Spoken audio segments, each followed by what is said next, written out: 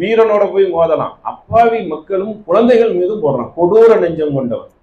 அப்போ பார்க்கக்கூடிய அரசாங்கத்தில் இருக்கக்கூடிய உலக அயோக்கியர்களுக்கு உண்மையிலே ஒரு நெஞ்சம் உருகுதா, கண்கள் கண்ணீர் கொட்டுதா என்னங்கிறது தெரியல. அதுக்கு தான் அவன் அதை லைவ் எடுத்து போடுறான்.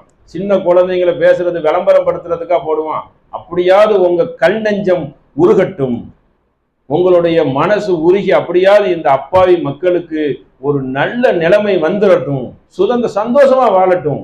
ஏன்டா பாதி பாதி எடுத்துக்கோ, வந்தேறி பேல உனக்கு எடுத்துக்கோ 60%, இங்கேயாவது 40% கொடுத்து சந்தோஷமா வாழ விடுறான்னு சொன்னா என்ன செய்யறான்? சந்தர்ப்பம் கிடைக்குதுன்னா உலக நாடெல்லாம் அதிக நாடு ஒன்று சேர்ந்து ஒரு அப்பாவி மக்கள் மேல காட்டுறான். வீரனோட போய் காட்டு. அந்த ஹமாஸ் அந்த இயக்கத்தில் இருக்காங்களே செயல் வீரர்கள், அவங்ககிட்ட போய் சண்டை போடு, நேருக்கு நேரு போடு. அப்பாவி மக்களை கொன்று குடிக்கிறான். அந்த அவங்களுக்கு என்ன இல்லை, தாய் இல்லை, தந்தை இல்லை, அனாதையா உட்காந்துருக்கான். நிலைமையை பாருங்க. அப்போ கண்டிப்பா என்ன செய்யணும்? அவங்களுக்காக நம்ம உதவிகள் என்ன செய்ய முடியும்? ஒன்றும் செய்ய முடியாது. நாட்டுக்குள்ள போய் அவங்களுக்கு ஏதாவது பாடுபடும், ஒன்றும் பண்ண முடியாது. சட்டம் அந்த மாதிரி கிடையாது.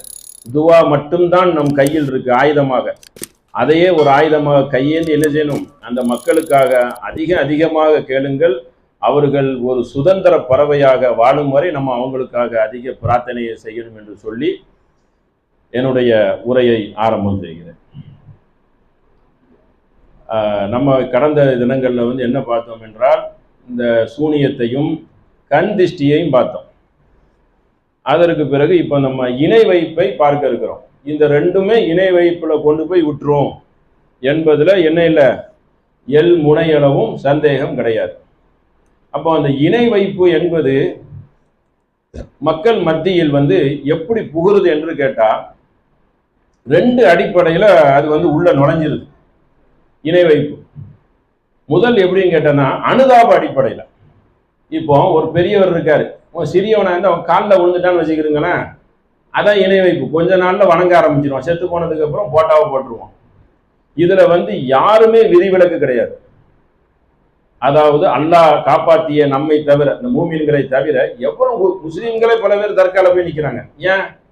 அதுக்கு ரெண்டு விஷயம் தான் அதுல இருக்கு. ஒன்று அனுதாபம், இன்னொன்று என்னன்னு கேட்டா காசு சம்பாதிக்கிறது. இந்த ரெண்டை தவிர ஒன்றும் கிடையாது. அனுதாபம்னா என்ன தெரியுமா? அவனை கடவுள் அம்சம் இருக்கிற மாதிரி அவனை நாம் புகழ்ந்தாலோ, அவனிடம் நாம் நெருங்கினாலோ, அதாவது கூனி குறுகி வரச்சில எந்திரிச்சு நின்று கூணு கும்பிடு போட்டு அப்படிலாம் போட்டால் அது அவனுக்கு பிடிக்கும் என்பது இயல்பாக எப்படி இருக்குன்னா, பல வசனங்களில் நம்ம அதை அந்த வரலாற்றில் நம்ம பார்க்கலாம். சில ஹதீஸ்கள்லாம் நான் சுட்டி காட்டுறேன். பிடிக்குதா என்னங்கிறதுக்கு நீங்க நடைமுறையில பாருங்களேன். ஒருத்தன் வரச்சில எந்திரிச்சு நின்று இப்படி வணங்குவாங்க. சில முதல்வர்லாம் போனால்